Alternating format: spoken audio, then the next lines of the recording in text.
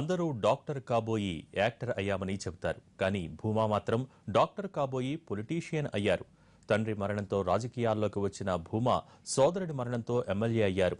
ఆళ్లగడ్డ, నంద్యాల ప్రాంతాల్లో తిరుగులేని నేతగా ఎదిగిన ఆయన కుటుంబాన్ని, అభిమానుల్ని శోకసంద్రంలో ముంచి తిరిగి రాని లోకాలకు వెళ్లిపోయారు.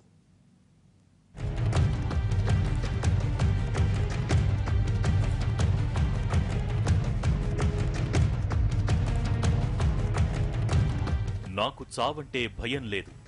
ఇది భూమా నాగిరెడ్డి తరచూ చెప్పే మాటలు. దీనిని బట్టి ఆయన గుండె ధైర్యం ఏమిటో లెక్క కట్టవచ్చు. కర్నూలు జిల్లా దొర్నిపాడు మండలం కొత్తపల్లెలో 1964లో జన్మించారు. భూమా బాలిరెడ్డి, ఈశ్వరమ్మ దంపతుల చిన్న కుమారుడు నాగిరెడ్డి.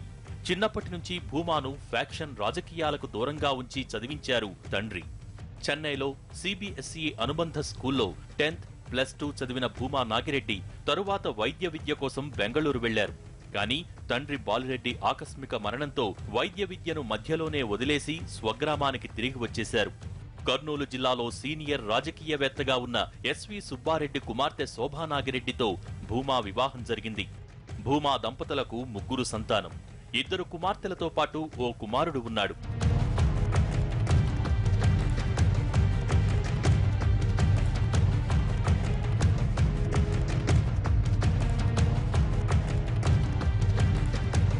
ఏ ఫ్యాక్షన్ నుంచైతే తన తండ్రి బాలిరెడ్డిని దూరంగా ఉంచాలనుకున్నారో చివరకు అదే ఫ్యాక్షన్లోకి భూమా నాగిరెడ్డి దిగాల్సి వచ్చింది.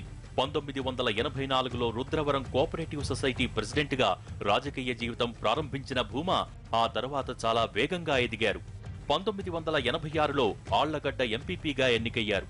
అయితే 1991లో ఆళ్లగడ్డ సిట్టింగ్ ఎమ్మెల్యేగా ఉన్న భూమా సోదరుడు శేఖర్ రెడ్డి గుండెపోటుతో మరణించడంతో నాగిరెడ్డి ఆళ్లగడ్డ ఎమ్మెల్యేగా ఎన్నికయ్యారు. అప్పట్లో ప్రత్యర్థుల నుంచి తీవ్రస్థాయిలో హెచ్చరికలు వచ్చినా లెక్క చేయలేదు. ఆళ్లగడ్డ ఎమ్మెల్యేగా ఎన్నికై అనుచరులకు తాను అండగా ఉన్నానన్న విశ్వాసం కలిగించారు.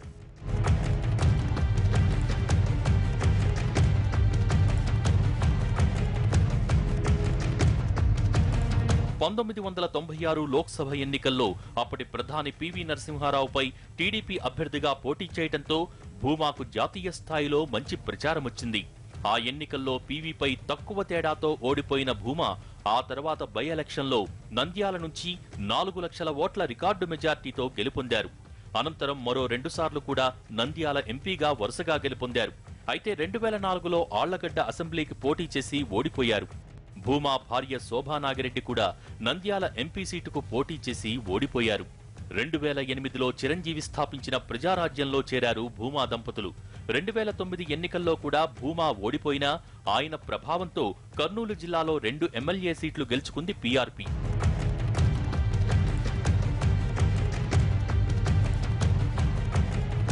పీఆర్పీ కాంగ్రెస్ లో విలీనం కావటాన్ని తీవ్రంగా వ్యతిరేకించిన నాగిరెడ్డి జగన్ స్థాపించిన వైసీపీలో చేరారు.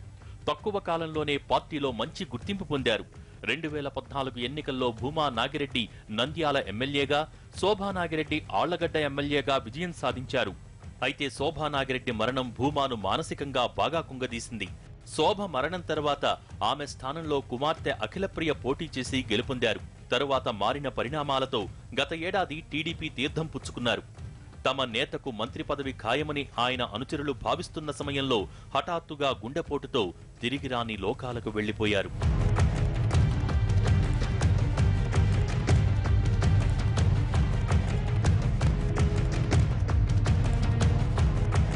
కర్నూలు జిల్లాలో కనీసం 4 నియోజకవర్గాలలో బలమైన ప్రభావం చూపగలిగిన నేతగా ఉన్న భూమా నాగిరెడ్డి ఏ పార్టీలో ఉన్నా రాజకీయ దిగ్గజంగానే ఉన్నారు. ప్రజా సమస్యలపై ఆయన తీసుకునే చొరవ కూడా అభిమానులను సంపాదించిపెట్టింది. అందుకే భూమా మరణంపై పార్టీలకతీతంగా నేతలు స్పందించారు. అయితే భూమాకు తీరని కలగా ఉన్న మంత్రి పదవిని చేపట్టకుండానే చనిపోయారు.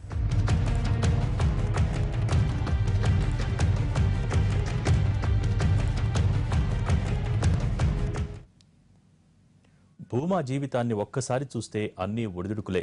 తండ్రి మరణంతో ప్రారంభమైన భూమా రాజకీయ జీవితం చివరకు ఆయన మరణంతో ముగిసింది. సోదరుడి మరణమే భూమాను ఎమ్మెల్యేను చేసింది. అనుకోకుండా ఫ్యాక్షనిస్ట్ కమ్ పొలిటీషియన్ గా మారిన నాగిరెడ్డి అంతే ఆకస్మికంగా ఈ లోకం నుంచి వెళ్లిపోయారు. అయితే తనను నమ్ముకున్న అనుచరులు ప్రజల మనసుల్లో మాత్రం చెరగని ముద్ర వేశారు.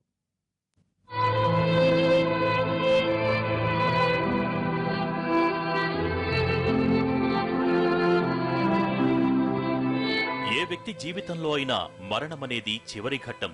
కానీ భూమా జీవితమంతా కుటుంబ సభ్యుల మరణాలతో పెనవేసుకుపోయింది. తండ్రి మరణంతో ప్రారంభమైన విషాదాలు చివరకు భూమా మృతితో ముగిశాయి. భూమా జీవితంలో ప్రతి కీలక మలుపులోనూ కుటుంబ సభ్యుల మరణాలు చోటు చేసుకున్నాయి. భూమా తండ్రి బాలిరెడ్డికి ఫ్యాక్షన్ బ్యాక్గ్రౌండ్ ఉంది. అందుకే భూమాను దూరంగా ఉంచి చదివించారు.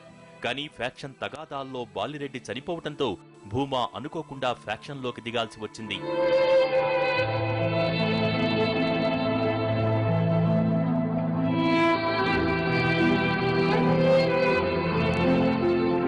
సోదరుడు భాస్కర్ రెడ్డి మరణంతో ఎంపీపీగా ఎన్నికైన భూమా నాగిరెడ్డి మరో సోదరుడు శేఖర్ రెడ్డి మృతితో ఆళ్లగడ్డ ఎమ్మెల్యేగా ఎన్నికయ్యారు. జీవితంలో కీలక పదవుల్ని అధిష్ఠించిన ప్రతిసారి కుటుంబ సభ్యుల మరణాలతో కలిగిన విషాదాన్ని దిగమింగి అనుచరుల కోసం పనిచేశారు నాగిరెడ్డి. తనకు బాధ అనిపించినా 10 మందితో పంచుకోవటం భూమా నైజం కాదు. అనుచరులు కార్యకర్తల దగ్గర ఎప్పుడూ అధైర్యపడేవారు కాదు. వాళ్లకు ఎప్పుడూ ధీమాగా కనిపిస్తూ ఆత్మవిశ్వాసం కలిగించేవారు.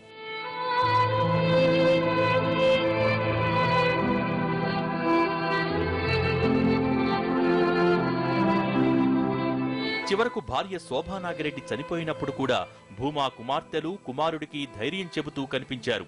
అనుచరులు కార్యకర్తలు కన్నీరు మున్నీరవుతున్నా వారిని ఓదార్చి సిసలైన నాయకుణ్ణని నిరూపించుకున్నారు. వ్యక్తిగత విషాదాల ప్రభావం తన వర్గంపై పడకుండా జాగ్రత్త పడ్డారు. గతంలో 2 సార్లు గుండెపోటు వచ్చినప్పుడు కూడా భూమా ధైర్యంగానే ఉన్నారు. చావంటే భయం లేదని ఎప్పుడూ చెప్పేవారు నాగిరెడ్డి. ఎవరు ఉన్నా లేకపోయినా ధైర్యంగా ఉండాలని అనుచరులకు కూడా చెబుతుండేవారు. కష్టం వస్తే పారిపోయే నాయకులు ఉన్నారు. ఏదైనా కష్టం వస్తే దాన్ని ఎదుర్కొని నిలబడి ఈరోజు ఇక్కడ నమ్ముకున్న కార్యకర్తలు కానీ నమ్ముకున్న ప్రజలకు కానీ ఎవరికైనా కూడా నేనున్నాను అని ఒక భరోసా కల్పించి ఆ భరోసాతో ఎంతటి వాడినైనా కూడా అది ప్రభుత్వం ఏదైనప్పటికీ కూడా ఆ ప్రభుత్వాన్ని ఎదిరించి నిలబడ్డ ఏకైక నాయకుడు ఎవరయ్యా జిల్లాలో ఉన్నా అంటే ఒక భూమా నాగిరెడ్డి మాత్రమే. అది అందరికీ కూడా తెలుసు. అంత గుండె ధైర్యం గల నేత కాబట్టే తండ్రి, సోదరులు, భార్య మరణాల్ని తట్టుకుని కూడా రాజకీయ దిగ్గజంగా కొనసాగారు. వ్యక్తిగత సమస్యలు ఎన్నున్నా తన అనుచరులకు ఏదైనా సమస్య వస్తే ముందుండేవారు నాగిరెడ్డి. జీవితంలో ఎన్నో ఆటుపోట్లు ఎదుర్కొన్నా, ఎదురు దెబ్బలు తిన్నా చెక్కుచెదరని ఆత్మవిశ్వాసంతో ఉండేవారు భూమా. భూమా కనిపిస్తే చాలు ఆయన వర్గంలో ఎక్కడలేని ఆత్మవిశ్వాసం ఉండేదంటే ఏమాత్రం అతిశయోక్తి కాదు. సమకాలీన రాజకీయాలలో తనదైన ముద్ర వేసిన భూమా నాగిరెడ్డి రాజకీయాలలో ప్రవేశం దగ్గర నుంచి చివరి వరకు తన వర్గాన్ని నిలబెట్టుకున్నారు. ప్రజలకు ఎంత దగ్గరగా ఉన్నాడో అతను అర్థమవుతాడు. బయట వినేటువంటి నిజాలు కాదు. ఇక్కడ ఉన్నటువంటి చూపిస్తున్నట్టు ఆదరామానాలు చూస్తే ప్రజలతో మమేకమై తన కాన్స్టిట్యున్సీలో తన అన్నటువంటి వాళ్లకు వచ్చినటువంటి కష్ట నష్టాల్లో వాళ్ళతో సహకరిస్తూ వాళ్ళని ఆదుకుంటూ ముందుకు పోయినటువంటి వ్యక్తిగా నాకు గుర్తుకొస్తున్నాడు. ఎన్ని పార్టీలు మారినా ఆయన వర్గం కూడా భూమా వెంట నడిచిందంటే అది ఆయనపై వారికి ఉన్న నమ్మకం. ఎట్టి పరిస్థితుల్లోనూ తమ నేత తప్పు చేయడనేది అనుచరుల విశ్వాసం.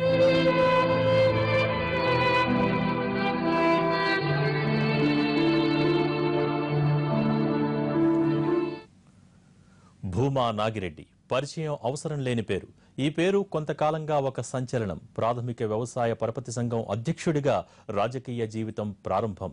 3 సార్లు వరుసగా ఎంపీగా గెలవటమే కాదు, 4 సార్లు ఎమ్మెల్యేగా ప్రజాసేవ చేసిన నాగిరెడ్డి రాజకీయ జీవితం పూలబాట కాదు, ఎన్నో విషాదాలతో ముడిపడి ఉంది.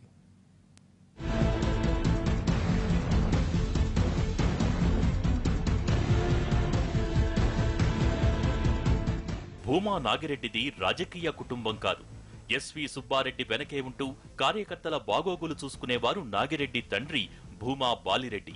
తర్వాతి కాలంలో బాలిరెడ్డి ఫ్యాక్షన్ హత్యల్లో మృతి చెందటం, ఎస్వి సుబ్బారెడ్డి నాదెండ్ల వర్గంలో చేరటంతో నాగిరెడ్డి సోదరుడు శేఖర్ రెడ్డి టీడీపీ నుంచి ఎమ్మెల్యేగా పోటీ చేశారు.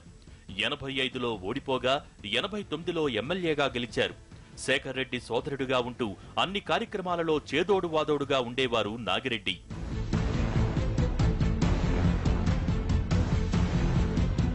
నాటి సొసైటీ ఎన్నికల్లో బలమైన ప్రత్యర్థి వర్గంపై నాగిరెడ్డి గెలుపు సాధించటం ఒక చరిత్ర. నాగిరెడ్డి సోదరుడు భాస్కర్ రెడ్డి అప్పుడు మండల్ ప్రెసిడెంట్. భాస్కర్ రెడ్డి మృతితో నాగిరెడ్డి మండల్ ప్రెసిడెంట్ అయ్యారు. అక్కడి నుంచి మొదలైంది పదవి మరణాల దోబూచులాట. నాగిరెడ్డి ఏదైనా పదవి అందుకునే ముందు ఏదో ఒక మృత్యు శబ్దం ఆ ఇంట వినిపించేదట. ఈ విషయాన్ని స్వయంగా నాగిరెడ్డే ఎన్టీవీతో చెప్పుకున్నారు కూడా. అదృష్టవంతున్నో దురదృష్టవంతున్నో నేను ఎక్కే ప్రతి మెట్టు వెనకాల ఎవరో ఒక కుటుంబ సభ్యులు చనిపోతూ వచ్చారు. ఓకే, ఆయన భాస్కర్ రెడ్డి గారు చనిపోయిన తర్వాత మండల్ ప్రెసిడెంట్గా నేను ఆ ప్లేస్లో రావాల్సి వచ్చింది. మండల్ ప్రెసిడెంట్ అయిన ఒక 2 ఇయర్స్కే శేఖర్ రెడ్డి గారు ఎమ్మెల్యేగా ఆయన 1989లో గెలిచాడు, 91లో చనిపోయాడు. ఇదే విషాదం అనుకుంటే మరో సోదరుడు ఎమ్మెల్యే శేఖర్ రెడ్డి 91లో మృతి చెందారు. దీంతో ఆ స్థానాన్ని భర్తీ చేయాల్సి వచ్చింది నాగిరెడ్డి. నాగిరెడ్డి ఎమ్మెల్యేగా ఎన్నికైన టైంలో ఈసీ ఒక రూలింగ్ పాస్ చేసింది. ఎన్నికల్లో పోటీ చేస్తున్న ఇండిపెండెంట్ అభ్యర్థులు ఎవరైనా మృతి చెందినా ఎన్నికలు ఆపాల్సిన అవసరం లేదని తేల్చి చెప్పింది. ఇది భూమా నాగిరెడ్డిపై స్పెషల్ ఫోకస్. తర్వాత పాయింట్ బ్లాంక్ ప్రసారం అవుతుంది. Stay tuned to NTV.